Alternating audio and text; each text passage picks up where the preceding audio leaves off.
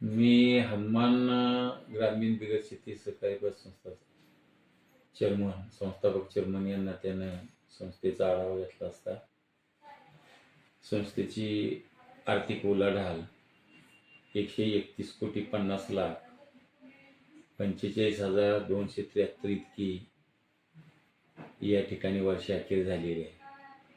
आणि निव्वळ नफा जर म्हटलं तर 1,52,34,875 रुपयेचा नफा संस्थेनं पार पडलेला आहे.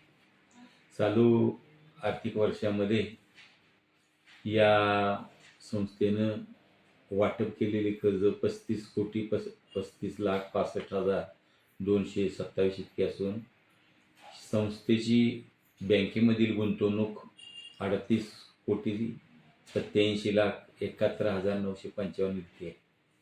हे सर्व आपण एवढ्या मोठ्या या संस्थेचा व्यवहार, या ठिकाणचे असणारे व्यापारी वर्ग, हमाल, दिवाणजी, त्याचबरोबर काबड कष्ट करणारे संपूर्ण शेतकरी वर्ग यांच्या सगळ्या सहकार्यानं आणि या संस्थेचे संचालक यांच्या वतीनं संपूर्ण लोकांच्या मदतीनं या संस्थेचा आर्थिक टप्पा पूर्ण केलेला आहे. सर्व विश्वासावर असल्या कारणानं या ठिकाणची संस्था जास्तीत जास्त कशी पुढचा टप्पा 125 कोटीचा गाठेल याकडं आपलं स्वतःचं लक्ष राहील.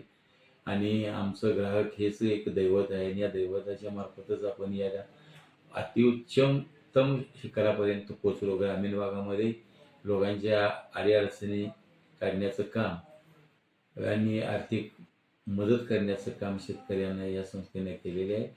याचबरोबर या संस्थेच्या 6 शाखा असून त्या संगणीकृत आहेत.